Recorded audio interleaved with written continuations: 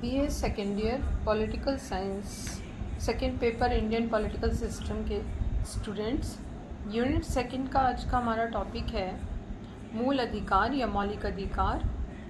और इसका आज हम इसमें पढ़ेंगे इसका अभिप्राय और इसकी विशेषताएं।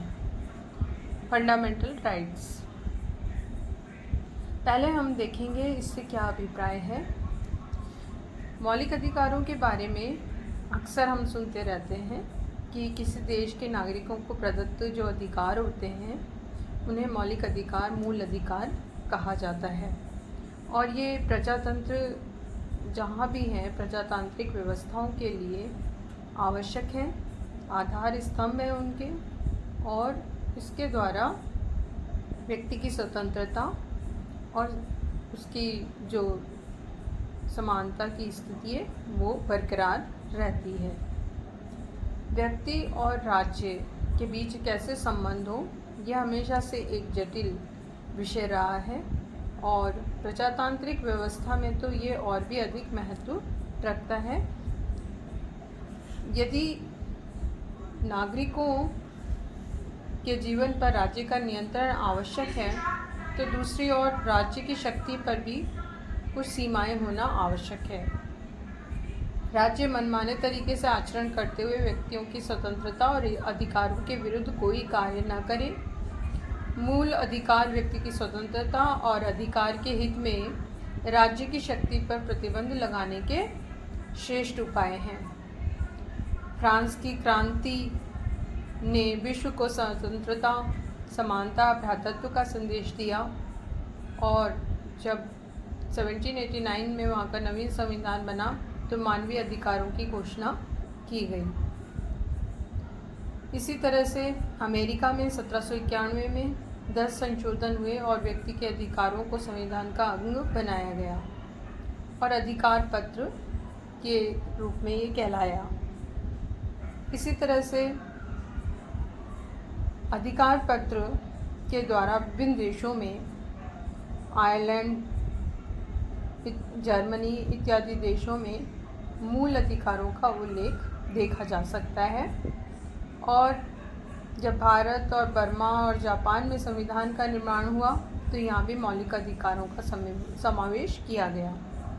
1945 में संयुक्त राष्ट्र संघ के द्वारा 10 दिसंबर 1948 को मानवीय अधिकारों की सार्वलौकिक घोषणा भी की गई।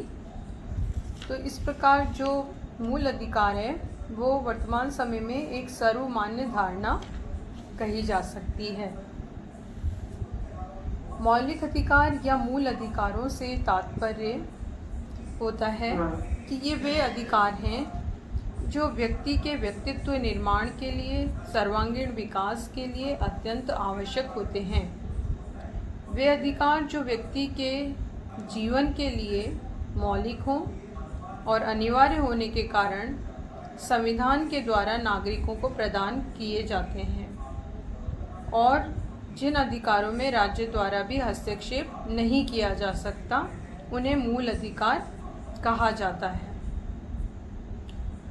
व्यक्ति के इन अधिकारों को मूल अधिकार इसलिए कहा जाता है ताकि व्यक्ति का पूर्ण जैसे मानसिक, भौतिक और नैतिक विकास पूर्ण रूप से हो सके, क्योंकि अगर ये अधिकार नहीं होंगे तो उसके व्यक्तित्व का विकास रुक जाएगा। लोकतांत्रिक व्यवस्था में हर नागरिक को बिना भेदभाव के ये अधिकार प्रदान किए जाते हैं। इसके साथ ही मौलिक अधिकार में किसी प्रकार का कोई बिना वजह संशोधन नहीं हो सकता। एक संवैधानिक संशोधन प्रक्रिया के द्वारा ही इनमें परिवर्तन हो सकता है और इनका स्थान संविधान में होता है। मौलिक अधिकार अनुलंघनीय भी हैं। सरकार का कोई भी अंग हो, चाहे व्यवस्थापिका, कार्यपालिका या बहुमत दल, इनका अतिक्रमण नहीं कर सकते। ये न्याय योग्य हैं, अर्थात न्यायपालिका इन अधिकारों की रक्षा के लिए सभी आवश्यक कदम उठा सकती है। तो इसलिए इस तरह के अधिकारों को मौलिक अधिकार कहा जाता है। इसके बाद हम देखेंगे इसकी विशेषताएं, कैरेक्टरिस्टिक्स। या इसके प्रमुख लक्षण क्या हैं, किस तरह से मौलिक अधिकारों की पहचान होती है। भारतीय संविधान द्वारा अमेरिका और अन्य आधुनिक संविधानों से प्रेरणा ली गई और भारतीय संविधान में अधिकार पत्र की व्यवस्था की गई है। अन्य संविधानों में भी अधिकार पत्र हैं, लेकिन अगर हम भारतीय संविधान को देखें तो इसके अधिकार पत्र की कुछ विशिष्टताएं हमें सामने विशेषताएं देखने को मिलती हैं। एक तो विशेषता है ये सर्वाधिक विस्तृत अधिकार पत्र है। कंपैरिजन करें अगर दुनिया के अन्य देशों के मूल अधिकार के अधिकार पत्र से, तो भारत का जो मूल अधिकार का अधिकार पत्र है वो बहुत ही विस्तृत है और इसमें संविधान में कुल 23 अनुच्छेद हैं, अनुच्छेद 12 से 30 तक और 32 से 35 तक, और ये बहुत ही लंबे भी हैं। संविधान के 19वें अनुच्छेद के मूल रूप में 450 शब्द हैं और कई संशोधन भी हुए हैं, और इन सब की वजह से ये अधिकार पत्र बहुत अधिक व्यापक हो गया है। इसलिए तुलनात्मक आधार पर हम भारत के मौलिक अधिकार के अधिकार पत्र को सर्वाधिक विस्तृत कह सकते हैं। दूसरी विशेषता है मूल अधिकार व्यवहारिकता पर आधारित है। भारतीय संविधान में प्रदत्त मौलिक अधिकार केवल सिद्धांत ही नहीं है बल्कि वास्तविकता पर आधारित है और सभी समाज के लोगों के लिए उपयोगी है। जैसे समानता का अधिकार, स्वतंत्रता का अधिकार या शिक्षा और संस्कृति का अधिकार, धार्मिक स्वतंत्रता का अधिकार इत्यादि जितने भी अधिकार हमारे संविधान में उल्लिखित हैं वो उनमें सब में यथार्थवादिता और व्यवहारिकता के लक्षण दिखाई देते हैं। तीसरी प्रमुख विशेषता है मूल अधिकार सीमित है, निरंकुश नहीं है। भारतीय संविधान द्वारा दिए गए मूल अधिकार असीमित नहीं है, उन पर भी प्रतिबंध है। भारतीय संविधान और अमेरिकी संविधान में अंतर ही यही है कि अमेरिकी संविधान में तो कोई प्रतिबंध इन पे नहीं लगाए गए हैं, लेकिन सर्वोच्च न्यायालय ने पुलिस शक्ति के सिद्धांत के आधार पर राज्य को सामान्य हित में मूल अधिकारों पर आवश्यक और उचित नियंत्रण लगाने की शक्ति दी है। भारतीय संविधान द्वारा जो कार्य प्रत्यक्ष रूप से किया गया है, अमेरिकी संविधान द्वारा उसे अप्रत्यक्ष रूप से किया गया है। कुछ विशिष्ट परिस्थितियों में भारत में मूल अधिकारों पर भी अंकुश लग सकता है।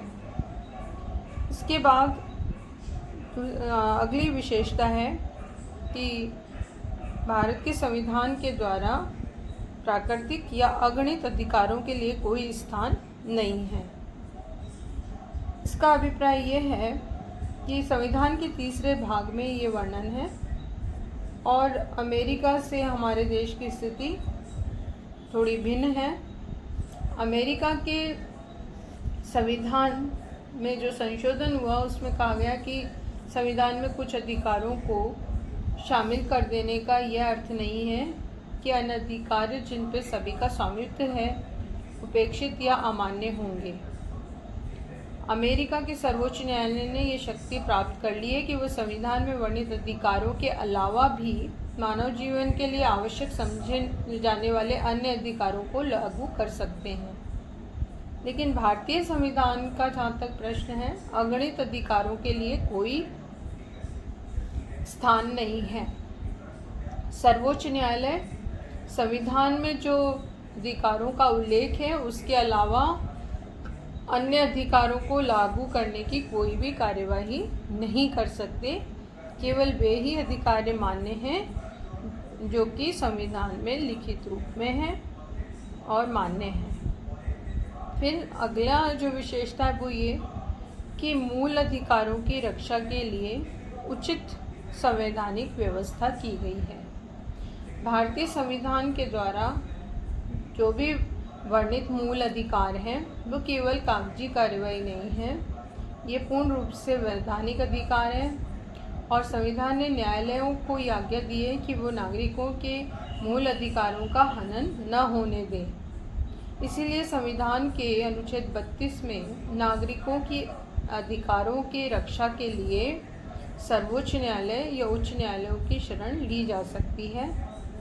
न्यायपालिका, व्यवस्थापिका या कार्यपालिका के ऐसे सभी कानून और कार्यों को अवैधानिक घोषित किया जा सकता है जो मूल अधिकारों को अनुचित रूप से प्रतिबंधित करते हों।